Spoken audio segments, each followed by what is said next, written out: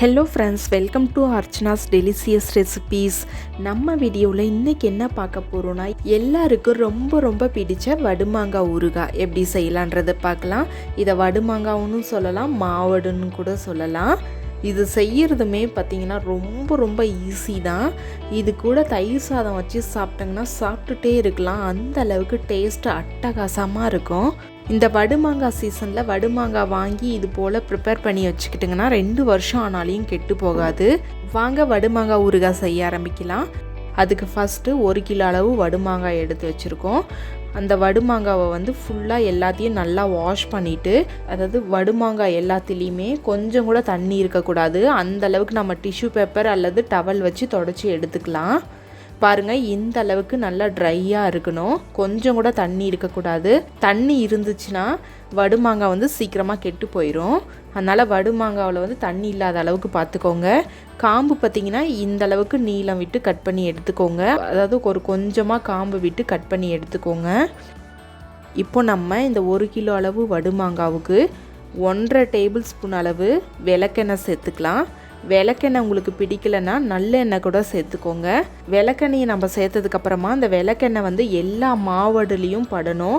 அதனால் நம்ம நல்லா குலுக்கி விட்டு எடுத்துக்கலாம். இது போல் நல்லா குலுக்கி விட்டிங்கன்னா இந்த மாங்காவில் எல்லாத்துலேயுமே இந்த ஆயில் நல்லா ஸ்ப்ரெட் ஆகி வந்துடும்.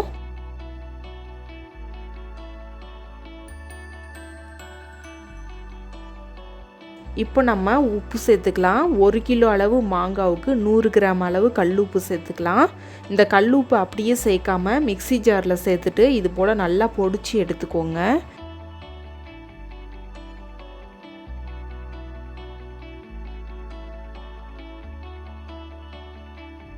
இப்போ நல்லா பொடிச்சு எடுத்து வச்சுருந்தோம். அதை நம்ம சேர்த்தாச்சு. சேர்த்துட்டு அதையும் இதே போல் நல்லா குலுக்கி விட்டுருங்க.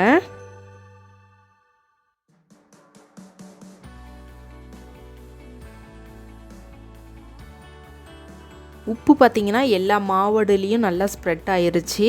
இப்போ நம்ம இதே பாத்திரத்தில் அப்படியே வைக்கக்கூடாது. ஒரு கண்ணாடி பாட்டில் அல்லது பீங்காம் பாட்டிலில் நம்ம ஸ்டோர் பண்ணி வச்சுக்கலாம். ஸ்டீல் பாத்திரத்தில் வச்சிங்கன்னா நம்மளுக்கு எல்லாம் அரிச்சிரும். அதனால் நம்ம கண்ணாடி பாட்டிலில் இது போல் ஸ்டோர் பண்ணிக்கலாம். கண்ணாடி பாட்டில் இல்லைனாலும் பரவாயில்லை, பீங்காம் பாட்டிலில் கூட ஸ்டோர் பண்ணிக்கோங்க. இப்போ நம்ம வடுமாங்காவை எல்லாத்தையும் எடுத்து நம்ம பாட்டிலில் ஸ்டோர் பண்ணியாச்சு.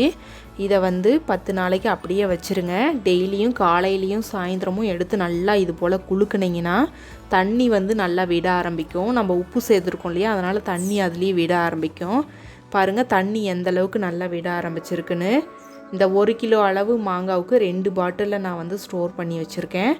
நல்லா இது சுருங்கி சின்னதாக ஆனதுக்கப்புறமா இது 1 பாட்டில்லையே ஸ்டோர் பண்ணிக்கலாம். ரொம்ப கம்மியாயிரும். 10 நாளைக்கு அப்புறம் பார்த்தோங்கன்னா இந்த வடுமாங்காய் எல்லாமே நல்லா சுருங்கி தண்ணிலாம் விட்டு வந்திருக்கு. இப்போ நம்ம வடுமாங்காய் ஊறுகாய் செஞ்சிடலாம். அதுக்கு 2 டேபிள் ஸ்பூன் அளவு மஞ்சள் தூள், 100 கிராம் அளவு கடுகை எடுத்து லைட்டாக ஃப்ரை பண்ணிவிட்டு மிக்ஸி ஜாரில் பொடி பண்ணி எடுத்து வச்சுருக்கோம். கூடவே 150 கிராம் அளவு மிளகாய் தூள் எடுத்து வச்சுருக்கோம். உங்களுடைய காரத்துக்கு எந்த அளவுக்கு தேவையோ அந்த அளவுக்கு நீங்கள் எடுத்துக்கோங்க. உங்களுக்கு காரம் குறைவாக வேணும்னு நினச்சிங்கன்னா 100 கிராம் அளவு மட்டும் எடுத்துக்கோங்க.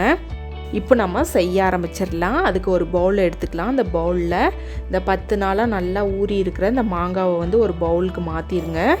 வடுமாங்காவில் ஊறி வந்திருக்கிற தண்ணியை கூட கீழே ஊற்றக்கூடாது. அது எல்லாத்தையுமே சேர்த்து பவுல்லையே ஊற்றிடுங்க. இப்போ நம்ம எடுத்து வச்சுருக்கிற 2 டேபிள் ஸ்பூன் அளவு மஞ்சள் தூளை சேர்த்துக்கலாம். கூடவே கடுகு பொடி 100 கிராம் அளவு எடுத்து பொடிச்சு எடுத்து வச்சுருக்கோம். அதையும் சேர்த்துக்கலாம். கூடவே நம்ம எடுத்து வச்சுருக்கிற மிளகாய் தூளையும் சேர்த்துக்கலாம். சேர்த்துட்டு இதை ஸ்பூன் வச்சு நல்லா கலந்து விட்டுருங்க. கைப்படக்கூடாது. கைப்படாமல் ஸ்பூன்லேயே வச்சு நல்லா இது போல் கலந்து விட்டுருங்க. நம்ம யூஸ் பண்ணுற ஸ்பூனில் பார்த்திங்கன்னா ஈரப்பதமே கொஞ்சம் கூட இருக்காது. அப்படி இருந்துச்சுன்னா வடுமாங்காய் எல்லாமே கெட்டு போயிடும்.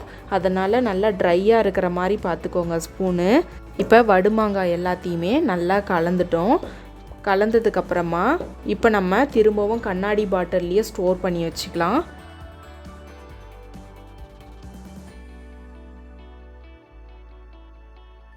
இந்த வடுமாங்காய் பார்த்திங்கன்னா இன்னும் ஒரு 10லேருந்து ஒரு 15 நாள் நல்லா ஊறுச்சுன்னா டேஸ்ட்டு பிரமாதமாக இருக்கும். அது வரைக்கும் நல்லா ஊற விட்டுருங்க. இந்த வடுமாங்காவில் காரம்லாம் நல்லா இறங்கி டேஸ்ட் ரொம்ப ரொம்ப பிரமாதமாக இருக்கும். தயிர் சாதத்து கூட வச்சு சாப்பிட்டோம்னா சாப்பிட்டுட்டே இருக்கலாம், அந்த அளவுக்கு டேஸ்ட்டு பக்காவாக இருக்கும்.